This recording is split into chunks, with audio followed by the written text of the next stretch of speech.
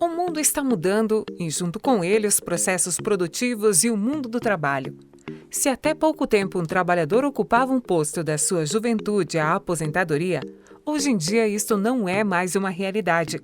A complexidade dos processos produtivos, especialmente sobre a influência das tecnologias, requer do trabalhador a capacidade de reinventar-se.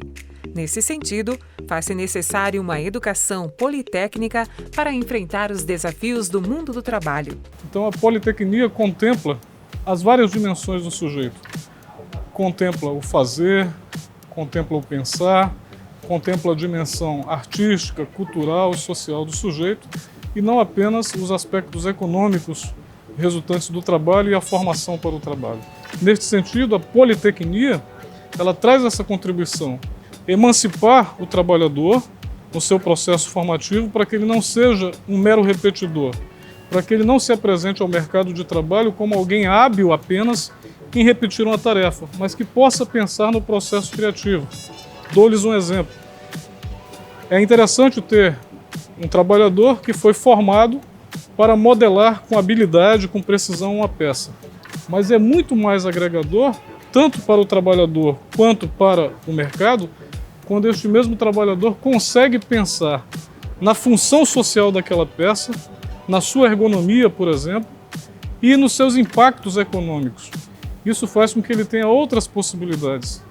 Tem uma empregabilidade maior e tem uma recompensa afetiva, uma recompensa pessoal muito maior do que se ele é apenas um hábil modelador de peça. A instituição escolar que a gente tem, ela é uma instituição moderna. Ela é fruto desse processo que a gente já viu aí de mudança do trabalho. Toda educação gera para o mundo do trabalho. Mas na modernidade, na sociedade burguesa, capitalista, o trabalho ele é alienado, ele é um processo no qual eu vou lá, executo uma ação e recebo um salário. Não há mais aquela dimensão de constituir a pessoa integralmente. Então esse trabalho alienado, focado na ideia de formar a pessoa, executar ações, executar funções, então o ensino passa a ser um ensino em que eu aprendo somente a executar coisas, a fazer ações, a repetir ações. A premissa de que a educação sempre esteve ligada ao trabalho deve ser vista de maneira contextual e temporal. Vejamos, na antiguidade clássica, mormente representada pela Grécia, a educação ela se desenvolvia em ambientes muito peculiares.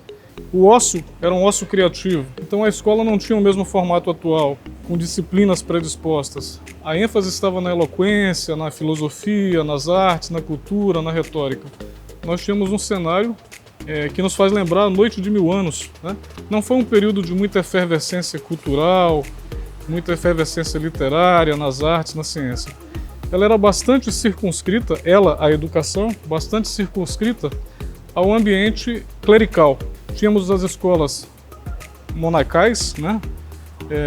As escolas catedrais também, e quase que a totalidade dos seus membros eram ou do clero ou da aristocracia.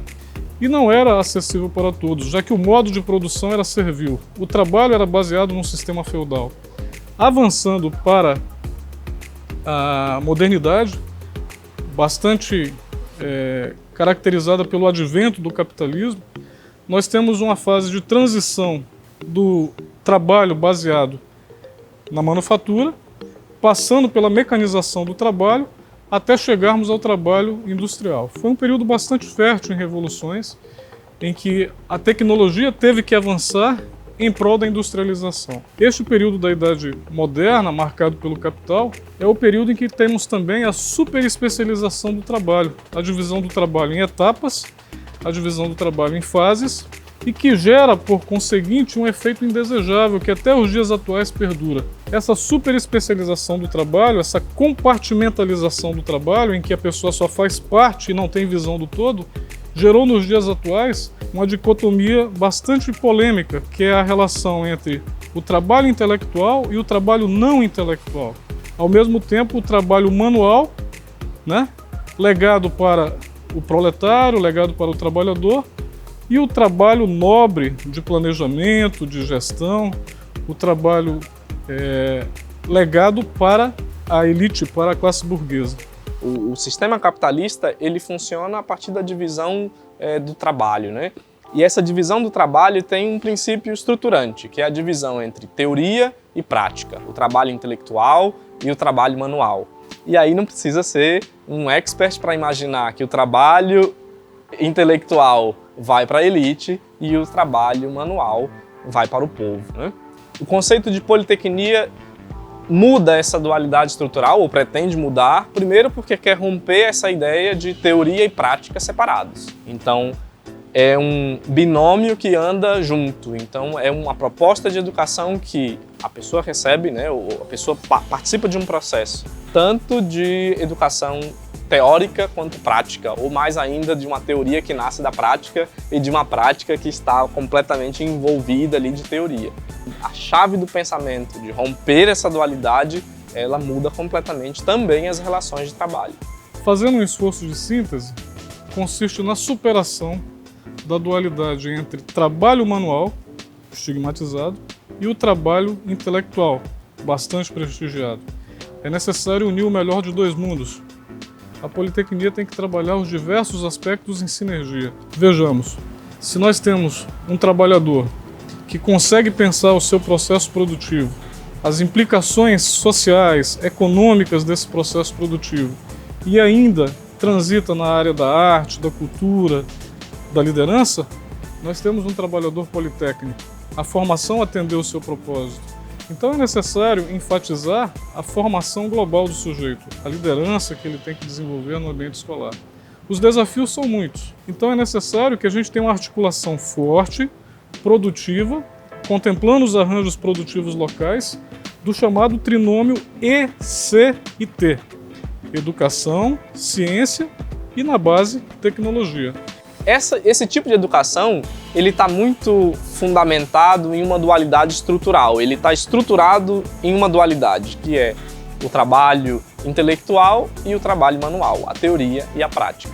A Politecnia tenta romper isso, ela pretende romper isso, primeiramente quando ela rompe essa dualidade estrutural. Então não existe mais o par teoria de um lado, prática do outro. O que existe é um binômio que caminha junto. A teoria se fundamenta na prática, por isso que o trabalho é um princípio educativo, e a prática que está ali envolvida de teoria do processo. O conceito de politecnia desafia-nos a pensar numa formação educacional baseada na multiplicidade e na junção de habilidades e competências, sejam elas de ordem prática ou teórica, de base intelectual ou manual.